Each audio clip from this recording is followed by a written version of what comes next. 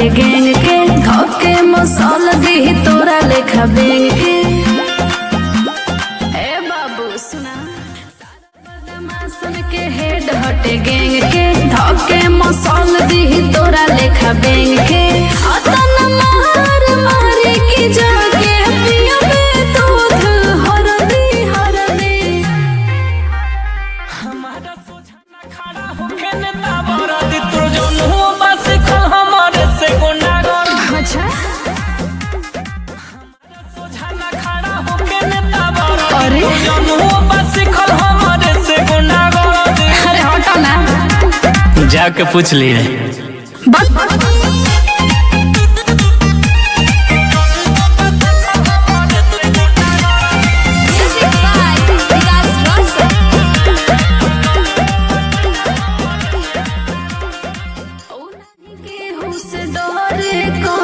शेर के सवारी उकारा लेखा बनिहारी ये बॉबी खटेले हमारा दुआरे।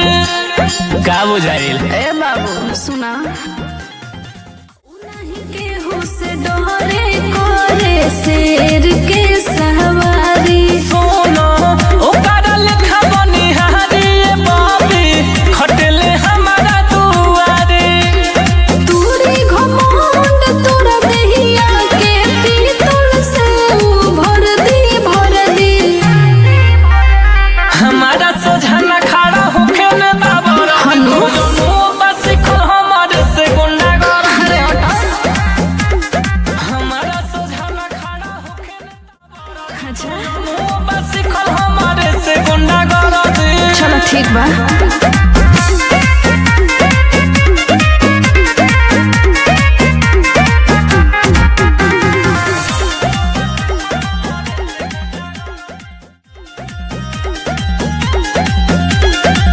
तेहू जानत हो खबे नाम राजू ऐसन वीर के। सोझा से मिले के कह दी है रख दे हम चीर के। काटा जाए रे